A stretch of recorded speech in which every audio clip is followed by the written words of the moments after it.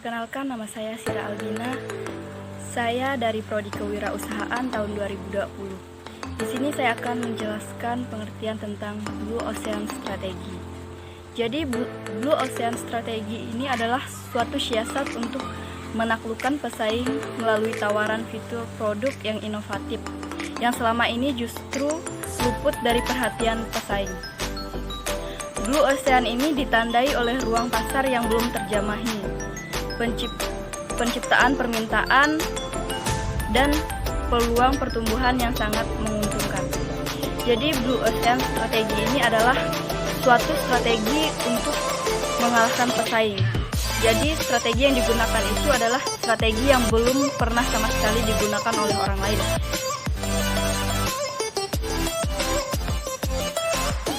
Strategi Blue Ocean. Yang pertama yaitu fokus. Setiap strategi pasar perlu memiliki fokus, di mana suatu profil strategi atau kurva nilai perusahaan harus dengan jelas menunjukkan fokus tersebut. Nah, fokus di sini yang dimaksud di sini adalah fokus perusahaan tersebut dengan produk yang ingin dijalaninya. Misalnya suatu bisnis atau usaha minuman. Jadi fokusnya itu adalah pada minuman tersebut. Meskipun usaha tersebut kadang ada yang menjual snack atau apa.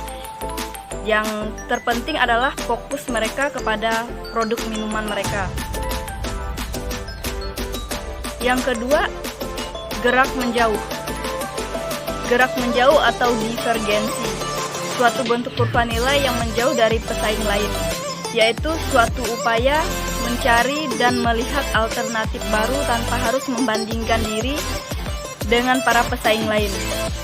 Maka dalam Blue Ocean Strategi diterapkan pendekatan 4 langkah strategi, yaitu menghilangkan, mengurangi, meningkatkan, dan menciptakan, terutama dalam upaya untuk membedakan profil Blue Ocean dari profil Red Ocean Strategi.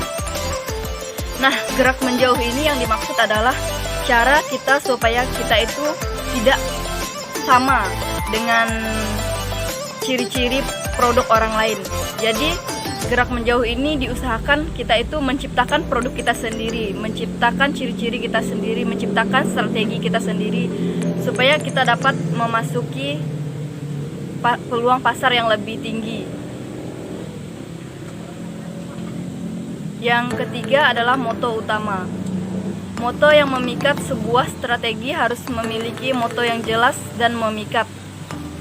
Sebuah moto yang bagus tidak hanya harus mampu menyampaikan pesan secara jelas, akan tetapi juga mengiklankan penawaran atau produk secara jujur. Nah, moto utama ini kita bisa lihat dari perusahaan tersebut. Apa sih moto mereka untuk usaha mereka tersebut? Jadi moto itu adalah ciri mereka mengiklankan usaha mereka itu seperti apa. Jadi seperti itu. Beberapa faktor yang menyulitkan untuk meniru strategi Blue Ocean orang lain adalah yang pertama, inovasi nilai. Inovasi nilai ini yaitu cara kita membedakan inovasi kita dengan orang lain. Jadi dari suatu perusahaan tersebut inovasinya berbeda-beda. Jadi dari itu yang dapat menyulitkan orang lain untuk meniru atau mengikuti Blue Ocean Strategi milik kita. Yang kedua, strategi Blue Ocean dapat menimbulkan konflik, yaitu jika kita menirukan Blue Ocean orang lain itu dapat menimbulkan konflik bagi diri kita sendiri dan bagi usaha kita. Jadi usaha kita tersebut tidak bisa berjalan dengan lancar. Yang ketiga, terdapat kaidah hukum monopoli alamiah. Nah, dalam suatu strategi Blue Ocean ini, kita itu tidak bisa sembarangan meniru. Jadi terdapat hukum monopoli alamiahnya. Yang keempat, yaitu adanya hak cipta atau legal. Blue Ocean ini adalah strategi Blue Ocean ini milik kita. Jadi ketika kita menciptakan atau meniru Blue Ocean orang lain, itu kita melanggar hak cipta tersebut. Selanjutnya, volume penjualan tinggi. Volume penjualan yang tinggi ini dapat dapat menghambat orang untuk meniru blue ocean strategi yang milik kita. Jadi, jika volume penjualan kita sudah tinggi, orang itu tidak dapat mengikuti strategi blue ocean milik kita itu. Suatu peniruan kerap akan menuntut perubahan kebijakan, operasional, dan kultural yang signifikan. Nah, suatu peniruan itu akan menuntut perubahan kebijakan. Jadi misalnya kita meniru milik orang lain. Jadi otomatis kita itu akan mengubah segala kebijakan yang ada. Perusahaan yang melakukan inovasi nilai akan meraih popularitas. Perusahaan yang melakukan inovasi nilai akan meraih popularitas. Nah, popularitas yang dimiliki oleh sebuah perusahaan yang sudah memiliki strategi blue ocean, jika ingin ditiru oleh orang lain, maka akan sulit bagi mereka yang ingin meniru, karena strategi blue ocean mereka ini sudah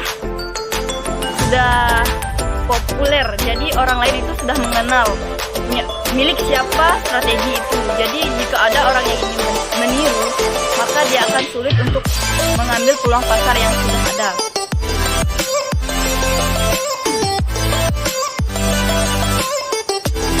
Menurut Howard Gardner menyarankan diperlukan 5 pola pikir utama yang ditulis dalam bukunya Five Minds of the Future, yaitu yang pertama, pola pikir disipliner. Pola pikir disipliner ini merupakan di mana sekolah-sekolah dianjurkan menambahkan pengajaran bidang seni. Jadi menurut Howard Gardner ini, sekolah-sekolah itu harus memiliki bidang pelajaran yang di bidang seni tersendiri supaya dapat mendisiplinkan ilmu tersebut kepada para pelajarnya. Yang kedua, pola pikir sintesis.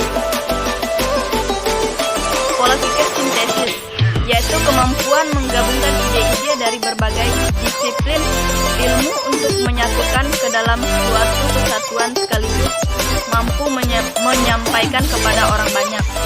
Nah, pola pikir sintesis ini yaitu penggabungan antara ilmu-ilmu lain, ilmu-ilmu disiplin lain supaya menjadi satu kesatuan untuk menyampaikan sesuatu kepada orang banyak. Yang ketiga, pola pikir kreasi. Dalam konteks bisnis adalah kemampuan untuk menggerakkan perusahaan agar lebih proaktif, tidak hanya mengikuti akan tetapi juga menciptakan tren. Nah, pola pikir kreasi ini yaitu kita itu diharapkan mampu memiliki kreasi kita sendiri. Kita itu mampu menciptakan tren baru, tidak hanya mengikuti tren-tren yang sudah ada, tetapi menciptakan yang baru. Yang keempat, pola pikir menghargai, yaitu kesadaran untuk mengapresiasi perbedaan di antara pelbagai kelompok manusia. Nah, pola pikir menghargai ini yaitu bagaimana kita menghargai orang lain, bagaimana kita menghargai sesama. Jadi dengan adanya pola pikir menghargai ini, kita itu bisa mengapresiasikan perbedaan. Kita bisa mengapresiasi orang-orang yang sudah berprestasi misalnya. Yang kelima, pola pikir etis, yaitu penanaman nilai-nilai etika terhadap lingkungan dapat mendorong terciptanya produk yang ramah lingkungan. Nah, pola pikir etis ini yaitu bagaimana pola pikir kita itu beretika. Kita itu tidak hanya memikirkan diri kita sendiri, tetapi juga memikirkan orang banyak, memikirkan lingkungan. Misalnya, jika kita ingin membuka usaha, kita itu harus memiliki pola pikir etis ini. Jadi kita itu tidak memikirkan diri kita sendiri, tetapi kita juga memikirkan orang lain, memikirkan lingkungan di sekitar kita. Jadi menurut Howard Gardner ini, 5 pola pikir ini harus ada dalam seorang wirausaha. Baiklah, sekian dari saya ucapkan terima kasih.